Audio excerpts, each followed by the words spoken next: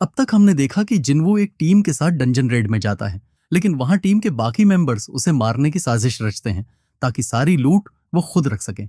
तभी सिस्टम जिन्वू को एक अर्जेंट क्वेस्ट देती है, उन सभी लोगों को खत्म करने का। जिन्वू एक एक कर सबको मार देता है, जिससे उसे एक नई स्किल मिलती है, मर्डरस इंटेंट, जिससे दुश्मन डर के मारे कांपने लगेंगे।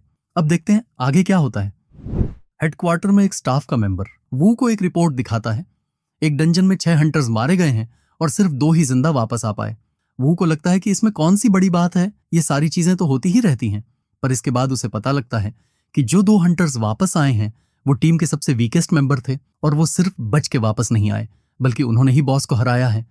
जिनमें से एक हंटर का नाम जिनवू है और मरे हुए हंटर्स में से एक फेमस एस रैंक हंटर डंगसू का छोटा भाई हांग डोंगसुक है। अब वो समझ जाता है कि ये रिपोर्ट इतनी इंपॉर्टेंट क्यों है। दूसरी तरफ जिन रेड से घर वापस आता है, वो साथ में घर के लिए कुछ सामान भी लेकर आया था। आते ही वो अपनी बहन को बताता है कि उसने माँ के इलाज के पैसे जमा कर दिए हैं। वहीं जीना काफी हैरान थी, क्योंकि इस वाली रेड से उसे काफी ज्यादा अच्छे पैसे मिले थे। पर हैरानी की बात यह थी कि इस बार वह जरा भी जख्मी नहीं दिख रहा था, तो उसे लगता है कि उसके साथ वाले हंटर्स काफी ज्यादा स्ट्रांग होंगे। इसीलिए वो जिन से पूछती है, लेकिन जिन इस बात का कोई भी जवाब नहीं देता और शांति से अपनी बियर पीने लगता है। पर तभी एक नोटिफिकेशन अपीयर होती है कि उसकी बॉडी के अंदर कोई हार्मफुल चीज गई है और सिस्टम उसे तुरंत ही डिटॉक्सिफाई कर देती है। इसे देख वो क्यूरियस हो जाता है और बियर का बॉक्स लेके अपने रूम में चला जाता है। रूम में आकर वो एक के बाद एक बियर पीने लगता है, लेकिन फिर भी उसे कोई नशा नहीं होता। वो सोच में पड़ जाता है। तभी उसके सामने एक क्वेस्ट रिवॉर्ड अपीयर होता है, जो कि उसे बियर पीने से मिला था, जिससे उसकी पाचन शक्ति और रिजनरेटिव कैपेसिटी इंप्रूव हो जाएगी। इसके बाद जिन सोने चला जाता है, लेकिन थोड़ी देर बाद वहां उसकी बहन आ जाती है और उसे बताती है कि कोई जिन्हो नाम का लड़का उससे मिलने आया है। उसके रूम में पड़ी इतनी सारी बियर्स को देखकर वो चिंतित हो जाती है। ज्यादा पीना सेहत के लिए अच्छा नहीं होता। पर जिन उसे कहता है कि वो फिक्र ना करें और वहां से चला जाता है। इसके बाद हम जिन्वू को हो के साथ कैफे में देखते हैं। मुझसे क्या काम था बताओ? मैं असल में एक स्ट्राइक टीम बनाने की सोच रहा हूं। लेकिन इससे पहले कि उसकी बात पूरी होती, जिन उसे सीधा मना कर देता है। मुझे इसमें कोई इंटरेस्ट नहीं है। लेकिन उसका उदास चेहरा देख जिन उसकी बात सुनने के लिए तैयार हो जाता है। असल में मैं अपना एक गिल्ड खोलना चाहता हूं, पर उसमें पहली कंडीशन ये है कि मुझे 20 मिशंस पर जाना होगा, और वो वाला मिशन मेरा पहला ही था। रिटर्न एग्जाम्स के लिए भी मैंने काफी अच्छी तैयारी कर ली है, पर मेरी कॉम्बैट स्किल्स बिल्कुल अच्छी नहीं है। तुम्हारे पापा का तो कंस्ट्रक्शन का बिजनेस है ना, तो तुम यह क्यों कर रहे हो? असल में मेरे पापा ही गिल्ड बनाना चाहते हैं।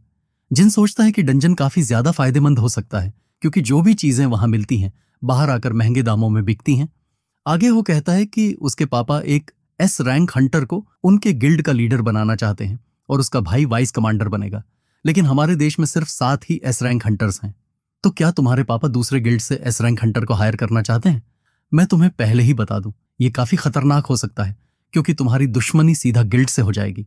लेकिन तभी वो कहता है कि वो उस गिल्ड का लीडर बनना चाहता है और इसके लिए उसे जिन की मदद चाहिए। तुम चाहो तो अपनी पावर्स को छुपाकर रेड्स में हिस्सा ले सकते हो।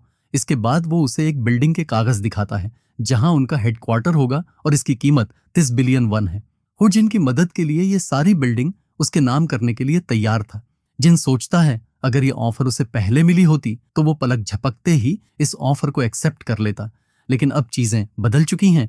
वो दुनिया में अकेला ही हंटर है जो अपने रैंक को बढ़ा सकता है, और उसे यकीन है कि वो एस रैंक या फिर उससे भी ऊपर पहुंच सकता है।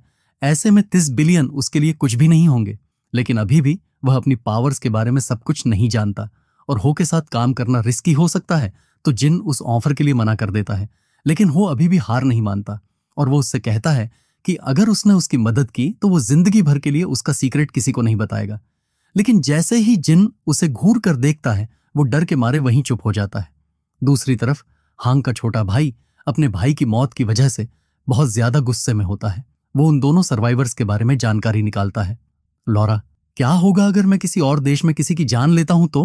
वो बताती है कि अगर उस कंट्री से उनकी ट्रीटी है तो उसका ट्रायल वहीं पर चलेगा, नहीं तो उसे यहां डिपोर्ट कर दिया जाएगा। डोंगसू तुरंत ही वहां जाना चाहता है, पर लॉरा उसे याद दिलाती है कि उसका स्केड्यूल बहुत ज्यादा बिजी चल रहा है। मैं बस उम्मीद करता हूं कि ये दोनों मेरे वहां जाने तक जिंदा रहेंगे। अगले दिन जिन और उसकी बहन साथ में जॉगिंग के लिए आए थे। जॉगिंग करते करते जिनवू अपनी बहन से पूछता है, अगर तुम्हारे पास 30 बिलियन वान होते तो तुम क्या करती? वो कहती है कि वो सबसे पहले माँ की बिल्स भरती और फिर अपनी कॉलेज की फीस। पर ये इतने ज्यादा पैसे हैं कि इसके बाद क्या करना है उसे भी समझ नहीं आता। जिसके बाद जिन अपनी पूरी स्पीड में भागना शुरू कर देता है।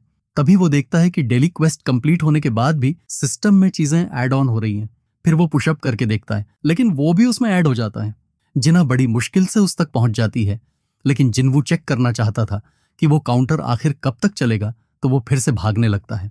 उसे पता लगता है कि सारी चीजें डबल होने पर रुक जाती हैं, जिसके बाद उसका डेली टास्क एक सीक्रेट टास्क में बदल जाता है और उसे एक एक्स्ट्रा रिवॉर्ड भी मिलता है, जिसमें उसे 2 लूट बॉक्सेस मिलते हैं, जिसमें से उसे एक को चूज करना होता है।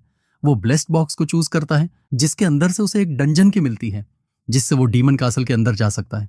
पर इसमें सबसे बड़ी बात यह थी कि उसे एलिक्सर ऑफ लाइफ के लिए इंग्रेडिएंट्स मिलेंगे।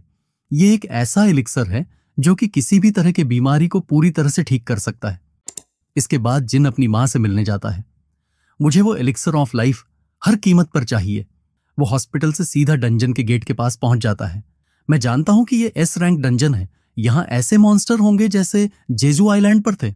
उनसे तो एस रैंक हंटर्स भी बड़ी मुश्किल से लड़ पाए थे। डर के मारे मेरी फटी पड़ी है, लेकिन अगर मेरे साथ कुछ भी बुरा होता है तो मैं इस टेलीपोर्टेशन स्टोन का यूज करके यहाँ से बाहर चला जाऊंगा। तभी उसके सामने हेल का गेट कीपर सरबरस आ जाता है।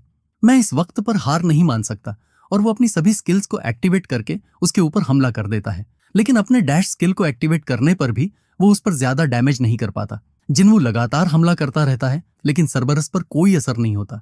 तभी वो अपने मर्डरस इंटेंट स्किल को एक्टिवेट करता है, लेकिन सरबरस उसकी स्किल को फौरन कैंसिल कर देता है। फिर वो अपने डैगर की स्किल का यूज करके देखता है, लेकिन उसकी ये सारी स्किल्स भी कुछ काम नहीं करती। सरबरस उसके लिए बहुत ज्यादा ताकतवर था, जिससे लड़ाई के दौरान उसका एक हाथ भी कट जाता है। इसके बाद वो जिन को दबोच लेता है और उसे अपने दांतों से पकड़कर जमीन पर पटक देता है। जब सरबरस उसके ऊपर दोबारा हमला करता है, तब जिन की लगभग 1/3 हेल्थ कम हो जाती है। लेकिन वो मॉन्स्टर यहीं पर नहीं रुकता। इसके बाद वो अपनी रेस स्किल को एक्टिवेट कर लेता है, जिससे 3 मिनट तक उसकी सारी एबिलिटीज 100% से इंक्रीज हो जाती है।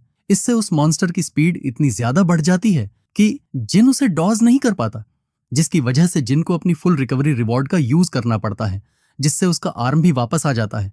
इसके बाद जिन फिर से उसके ऊपर हमला करने लगता है, लेकिन उसके अटैक का कोई असर नहीं हो रहा था।